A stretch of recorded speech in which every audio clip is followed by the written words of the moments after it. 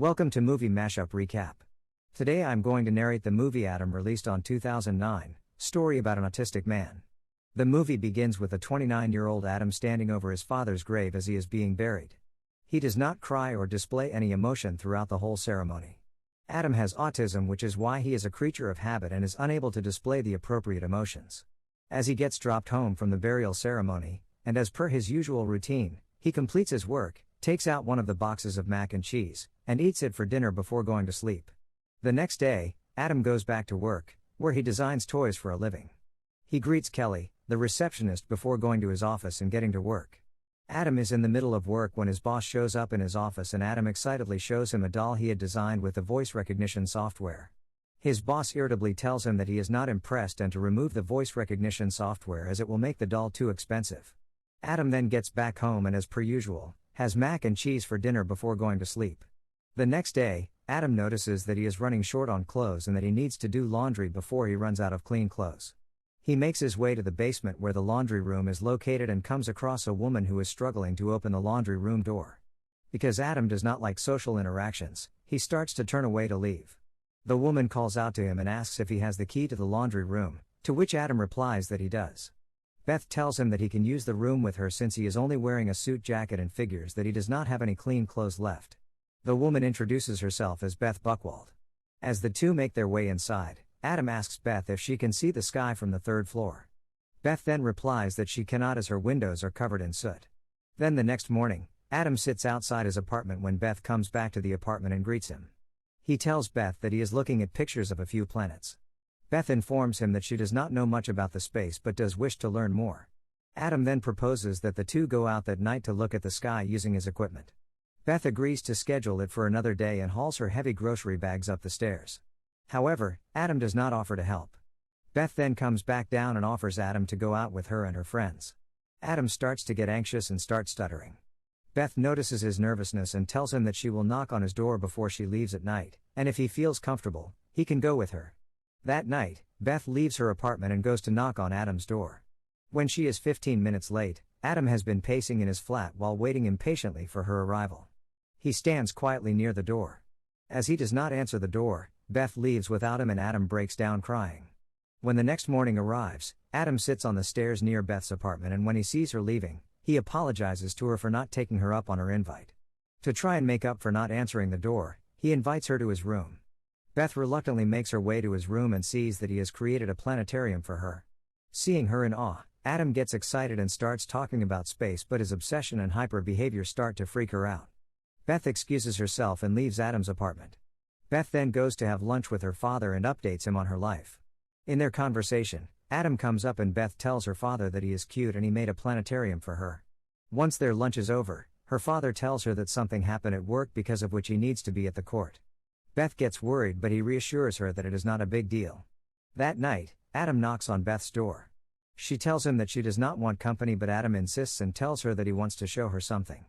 Adam takes Beth to the Central Park. Beth becomes wary until Adam shows her a family of raccoons. The two then sit on a bench and watch them for a while. The following morning, Adam goes back to work, where his boss comes to his office once again and thanks him for the hard work he has put into the company. He tells him that he is so talented and his talent is being wasted at the company. He fires Adam, who becomes disoriented and leaves the building with a box full of his belongings. Outside, he is still distracted and almost gets hit by a car. Not knowing where to go, Adam makes his way to the kindergarten that Beth works at and starts to observe the children playing. All of a sudden, a police car pulls up behind him and they point their gun at him, telling him to put his hands on his head. Adam starts to get agitated, but Beth saves the day when she intervenes and tells the officers that he is with her. Adam gets so embarrassed that he quickly leaves the premises and goes back home, even forgetting his box of belongings. That night, Beth knocks on his door and hands him his box. Adam invites her in and the two sit in awkward silence, barely making any conversation. Adam asks Beth if she was aroused at the park. This creeps Beth out and gets up to storm out of his apartment. Adam asks Beth if she was mad at him, to which she replies that she is. He then apologizes once again and tells her that he has autism, which makes it hard for him to decipher what emotions others are feeling and what he needs to stay in that particular moment. He tells her that he used to think everyone felt the same way that he did, and so now he has to ask others for their feelings and thoughts. Beth looks at him empathetically and tells him that it is okay before heading back to her apartment. In the morning, Beth heads to school and talks to a colleague about Asperger syndrome. Her colleague asks her if she suspects one of her students is on the spectrum, but Beth then explains that Adam has it and she has started to have feelings for him, which is why she wants to explore more. Her colleague tells her that men like that are not dating material but tries to give her a book so that she can learn more about it. However, Beth refuses to take it. Meanwhile, Adam meets up with his financial advisor, Mr. Walter, who tells Adam that because his father is no longer alive and he does not have a job, he cannot afford to live in the apartment and will have to move. Adam has a breakdown and gets agitated. He starts to scream at Mr. Walter and refuses to calm down until his father's friend comes and calms him. He then takes Adam back to his apartment and tells him that he needs to find a job if he wants to keep the apartment. Adam feels unsure because his father had gotten him his previous job and he has anxiety, but he still sends in a few applications before he hears Beth coming into the apartment building. He decides to wear a space suit and clean Beth's soot-covered windows. Beth walks into her apartment and spots someone outside her and starts to scream before she realizes that it is only Adam. She opens her window in to let Adam in and asks him what he is doing, and he tells her that he is cleaning her windows since she cannot see the sky because of the soot. This makes Beth very pleased and she invites Adam to have tea with her. As the two make conversation, Adam admits to her that he has applied to numerous places but is too anxious to go in for any of the interviews. Beth then opens up to him about her father and the two share an intimate moment. The next night, Beth takes Adam out for dinner but Adam feels uncomfortable.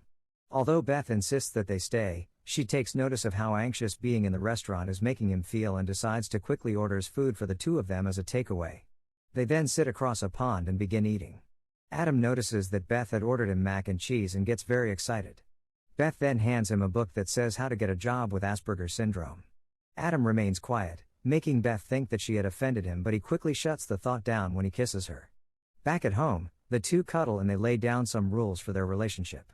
And although Adam is not fully comfortable with the situation, he does not say anything. A few days later, Beth invited Adam to go to a party with him. Adam is reluctant to go, but Beth insists that they stay for at least half an hour. Then, Beth's friend asks him if he wants to hold her daughter, but Adam tells her that he does not. He then starts to talk about telescopes, but before he can get carried away, Beth stops him and the two leave. Back at home, the two massage each other's back and make love for the first time. The next day, Beth and Adam make their way to a cinema where they see Beth's parents who have come to surprise their daughter. Inside the cinema, Adam asks Beth's father what crime he has been accused of. At first, no one knows what to say, but then her father tells Adam what crime he has been accused of. Adam then asks him if he is scared that he might go to jail. Before anyone can reply, Beth drags him outside and screams at him. She tells him she wants to be left alone and does not want him following her. The next morning, Beth knocks on Adam's apartment and apologizes to him for screaming at him. He reveals to her that he has gotten a job interview. Beth is ecstatic for him and congratulates him. He once again tells her that he is scared of interviews, but Beth continues to encourage him. Beth prepares Adam for the interview by helping him make eye contact so that the interview goes smoothly. Once Adam leaves for the job interview, Beth and her mother attend her father's court hearing. In court, her father admits to sleeping with the daughter of his friend and is sentenced to 3 years in prison. Meanwhile, Adam's interview goes well and he receives a call from Beth's mother telling him about the sentencing. She tells him to check Beth's planner as she cannot find her. He checks her planner and finds that the meeting with Beth's parents had been planned. Soon, Beth walks in and he begins to yell at her and starts breaking her things, and tells her that she is a liar just like her father. Beth goes to her mother's place, who encourages her to give Adam a chance. Adam's father's friend also gives Adam the same advice and tells him to give Beth a chance to explain. Adam gets home and sees that he has received a voice message. It is Beth's mother who informs him that Beth is at home with them. Adam goes to visit Beth and he asks her to come to California with him as he has gotten a job offer there. Beth's father comes out and tells Adam that his daughter is not going anywhere, but Beth gets mad and tells her father that he is a liar and a cheater. As the time to go to California approaches, Beth tells Adam that she cannot go with him and he can't always depend on her. Adam leaves and a year later, he receives a package, with Beth's book about raccoons inside. He smiles and thinks about their relationship. Thank you so much watching. Make sure you subscribe and turn on post notification for our future videos.